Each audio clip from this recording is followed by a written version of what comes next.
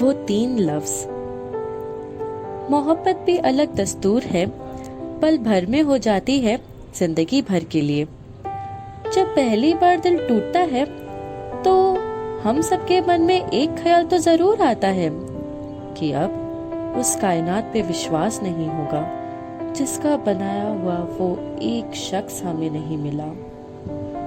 मैंने भी कुछ ऐसा ही सोच लिया था, पर वो 3 लफ्ज थे जिसने मुझे मोहब्बत से फिर से वाकिफ कराया।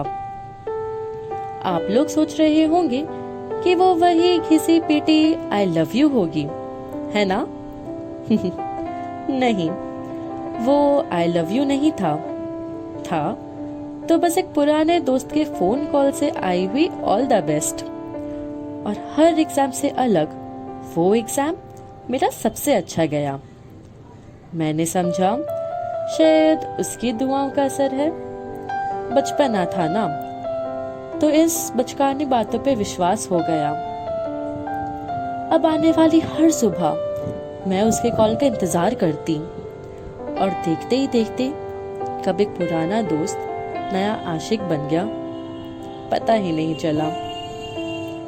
अब हमारी हर सुबह एक दूसरे के आवाज से शुरू होती थी और हर रात एक दूसरे के आवाज पे खत्म।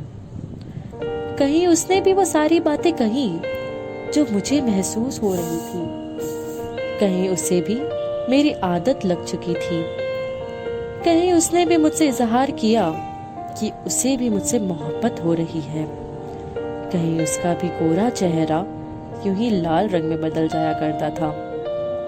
गलती उसकी हुआ करती, रो मैं दिया करती। कुछ बातें मैं उससे कहती, प्यार से वो मुझे लुभाया करता। हम झगड़ते बहुत थे, लेकिन हमेशा साथ आ जाया करते।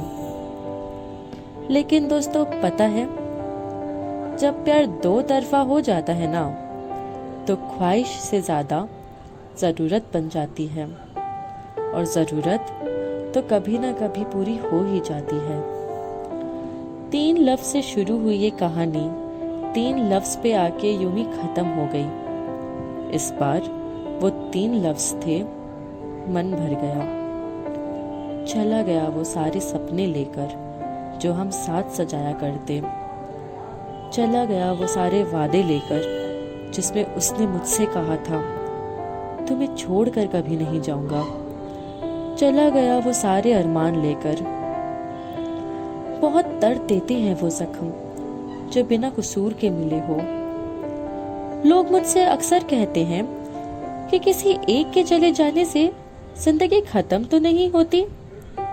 हाँ, लोग सच कहते हैं, लेकिन ये भी सच है कि हजारों के आने के बाद भी उस एक की कमी पूरी नहीं हो पाती।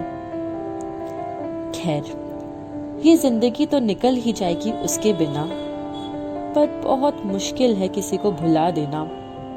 अब तो मैंने रोना भी इसलिए छोड़ दिया ताकि भगवान मेरे आंसुओं का हिसाब उससे ना ले ले।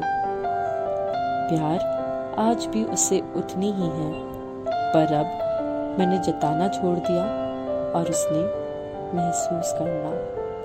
धन्यवाद।